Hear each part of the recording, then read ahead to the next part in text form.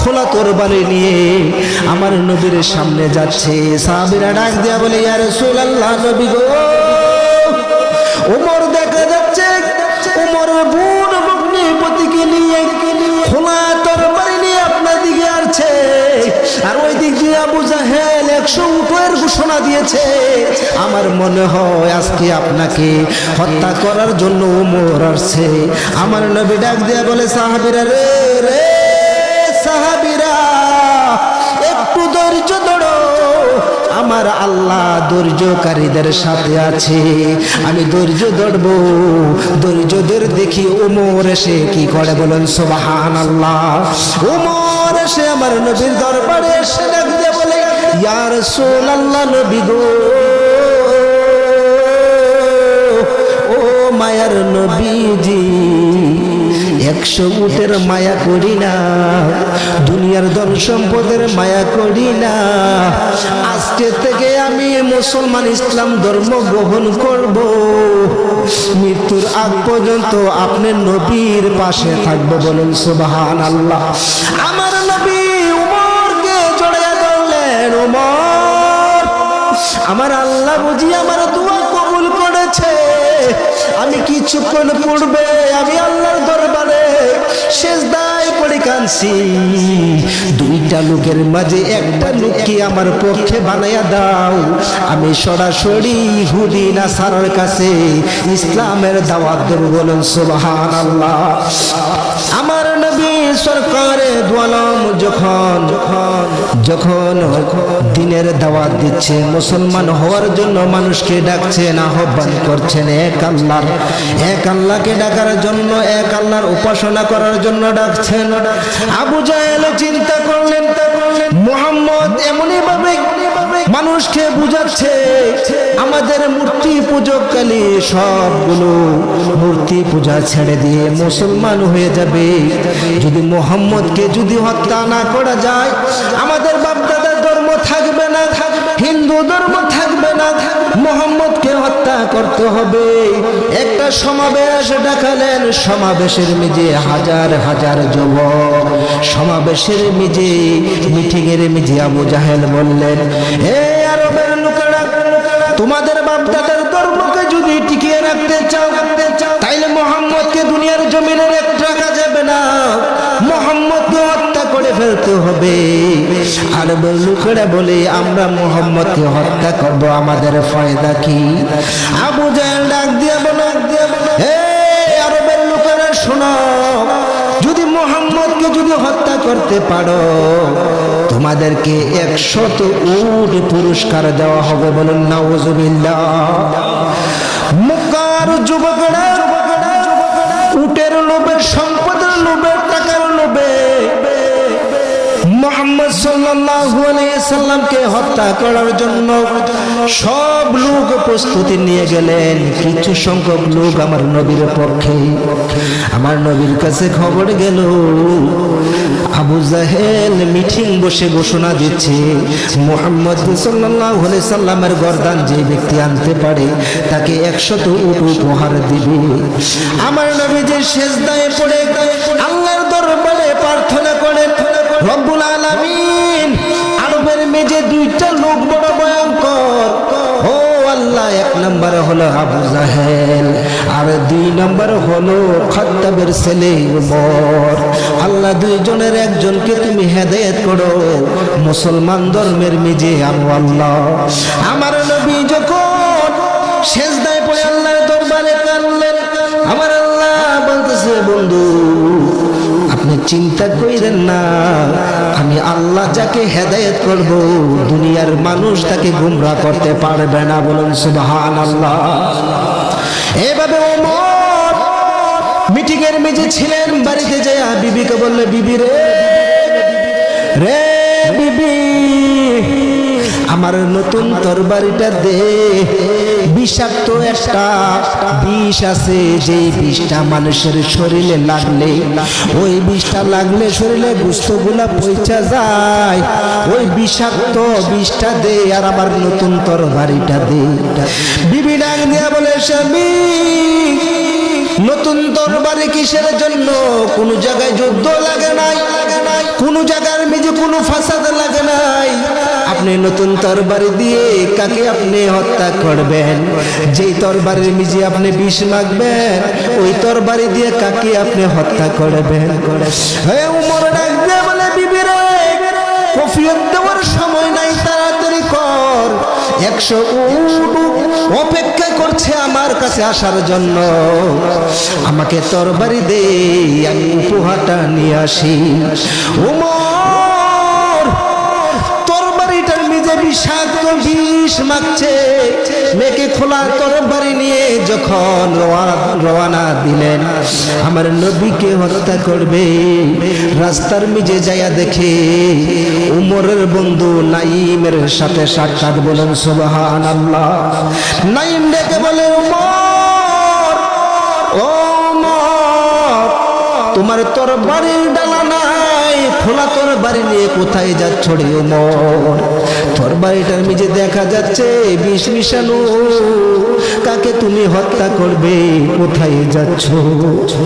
উমর ডাক দিয়ে বলে, নাইম রে বন্ধু নাইম, এই আরব রাজ্যের মিজে প্রত্যেকে জানে মুহাম্মদকে যদি হত্যা করা হয় 100 উট উপহার পাইবে। এই খবরটা কি তুমি পাও নাই? নাইম ডাক দিয়া বলে, উমর রে খাত্তাবের ছেলে উমর, তুমি মুহাম্মদকে হত্যা করার জন্য যাচ্ছ, কিন্তু তোমার ঘরের মিজে তো মুসলমান লোক আছে। তোমার বোন ভগ্নিপতি মুসলমান হয়ে গেছে। যাকে তুমি হত্যা করার জন্য যাচ্ছ, তোমার বোন কিছুদিন পূর্বে মুসলমান হয়ে গেছে। ওমর, তোমার বোন কি আগে শাসন করো, তারপরে মুহাম্মদকে হত্যা করার জন্য যাইও। এই কথা বলার সাথে সাথে ওমর বড় রাগ হয়ে বোনের বাড়িতে গেলে দরজার মিজে যায় ডাক দিলেন, হে আমার বোন ফাতেমা কই? ফাতেমা ঘর থেকে উমরের আওয়াজ পাইয়া ভয় পাইয়া ওনার স্বামীকে বলতেছে, স্বামী গো, ও স্বামী, আমার ভাইয়ের আওয়াজটা বেশি ভালো নয়, মনে হয় আমার ভাই আপনাকে আমাকে হত্যা করার জন্য আসছে। বলেন নাউজুবিল্লাহ। উমরের ভগ্নিপতিকে বলেন, আপনি লুকিয়ে থাকেন। যে উমর এত বড় রাগান্বিত, যে উমর এত শক্তিশালী, ওই উমরের বোন আমি, আমারও সাহস কম নয়। আমি আমার ভাইয়ের সাথে উত্তর দেব, আপনি কিছু কথা বলিয়েন না। দরজাটা যখন খুলে দিল, ওমর ঘরের ভিতর যায় দেখতেছে ওমর বোন সামনে কোরআন তেলাওয়াত করছে। বলেন সুবহানাল্লাহ। ভগ্নিপতি কোরআন তেলাওয়াত করছে। এই অবস্থা দেখে ওমর বলতেছে, ও বোন, বড় মায়া করে তোমাকে আমি লালন পালন করেছি, যা চেয়েছো তা দিয়েছি, এখনো তোমাকে বেশি মায়া করি। আজকে বাবা দাদার ধর্ম ছেড়ে দিয়ে আব্দুল্লাহর বেটা মুহাম্মদের ধর্ম গ্রহণ করেছি। ও বোন, আরব দেশের মিজে আমি বড় একজন শক্তিশালী পুরুষ, আমাকে দেখলে আরবের মানুষ ভয় পায়। আজকে তোর কারণে মুহাম্মদকে হত্যা করতে পারছি না। যদি মুহাম্মদকে যদি হত্যা করতে পারতাম 100 উট আমি পাইতাম। বোন ফাতেমা ডাক দিয়ে বলে, ভাই উমর, তুমি যাকে হত্যা করার জন্য যাও, ওই নবী যদি না আসতো, ওই নবী যদি না আসতো, আমি তোমার বোন ফাতেমা থাকতাম না। বলো সুবহানাল্লাহ।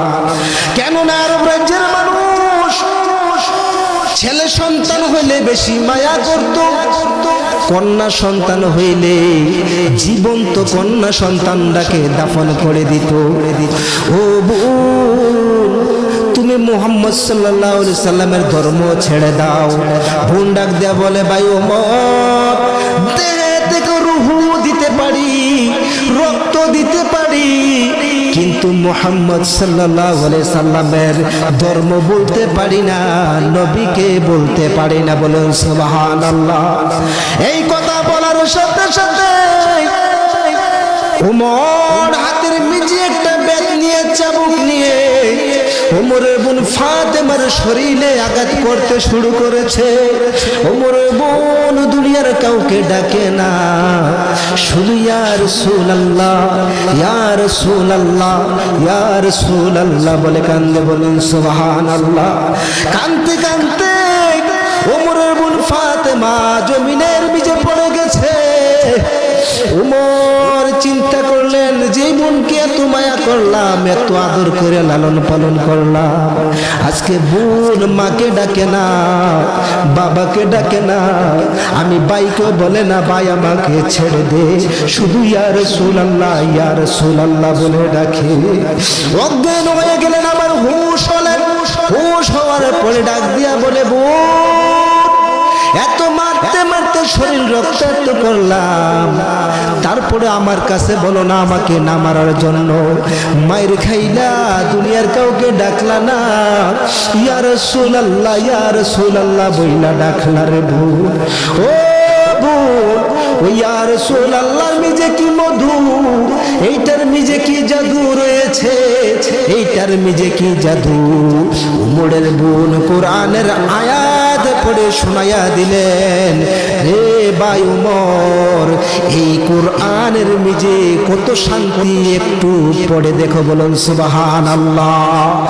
এই কথা বলতে দেরি উমর বলতেছে, বোন দে আমার কাছে আল্লাহর বাণীটা আমি একটু পড়ে দেখি।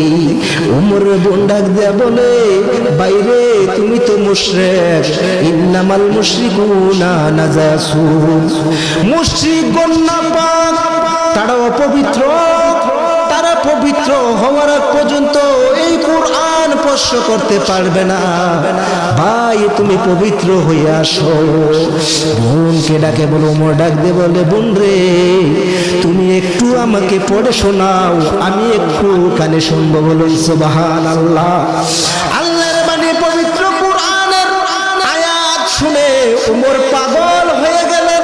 বোন রে, বোন ভগ্নিপতি, আমি তোমাদের উপর বিচার করেছি, অত্যাচার করেছি, অন্যায় করেছি, আমি বুঝতে পারি নাই। আমি যাকে হত্যা করার জন্য যাচ্ছিলাম, রাস্তায় আমার বন্ধু নাইমের সাথে সাক্ষাৎ হওয়াতে আজকে তোমার কাছে বোন এসেছি। তোমার কাছে আসার পর কোরআনের আয়াত শুনে আমার চক্ষুগুলো খুলে গেছে। বলেন সুবহানাল্লাহ। এই কথা বলার সাথে সাথে উমরের বোন ফাতেমা ডাক দিয়ে বলে, ভাই চলো আমার নবীর কাছে যাই, নবীর কাছে যাইয়া তোমাকে কলমা পড়াই নিয়ে আসি। বলে সুবহানাল্লাহ। এবার আমার নবী কয়েকজন সাহাবীকে নিয়ে বসে আছে। ওমর খোলা তরবারি নিয়ে আমার নবীর সামনে যাচ্ছে। সাহাবীরা ডাক দিয়া বলে, ইয়া রাসূলুল্লাহ, নবী গো। ওমর দেখা যাচ্ছে ওমর বোন ভগ্নিপতিকে নিয়ে খোলা তরবারি নিয়ে আপনার দিকে আসছে, আর ওই দিক দিয়ে আবু জাহেল 100 উটের ঘোষণা দিয়েছে। আমার মনে হয় আজকে আপনাকে হত্যা করার জন্য ওমর আসছে। আমার নবী ডাক দিয়া বলে, সাহাবীরা রে রে সাহাবীরা, একটু ধৈর্য ধরো, আমার আল্লাহ ধৈর্যকারীদের সাথে আছে, আমি ধৈর্য ধরবো। ধৈর্য ধরে দেখি ওমর এসে কি করে। বলেন সুবহানাল্লাহ। ওমর এসে আমার নবীর দরবারে এসে ডাক দিয়ে বলে, ইয়া রাসূলুল্লাহ, নবী গো, ও মায়ার নবীজি, 100 উটের মায়া করি না, দুনিয়ার ধন সম্পদের মায়া করি না, আজকে থেকে আমি মুসলমান ইসলাম ধর্ম গ্রহণ করব, মৃত্যুর আগ পর্যন্ত আপনি নবীর পাশে থাকবো। বলেন সুবহানাল্লাহ। আমার নবী উমরকে জড়াইয়া ধরলেন। উমর, আমার আল্লাহ বুঝি আমার দোয়া কবুল করেছে, আমি কিছুক্ষণ পূর্বে আমি আল্লাহর দরবারে সেজদায় পড়ে কাঁদছি। 2টা লোকের মাঝে একটা লোককে আমার পক্ষে বানাইয়া দাও, আমি সরাসরি ইহুদি নাসারার কাছে ইসলামের দাওয়াত দেব। বলেন সুবহানাল্লাহ।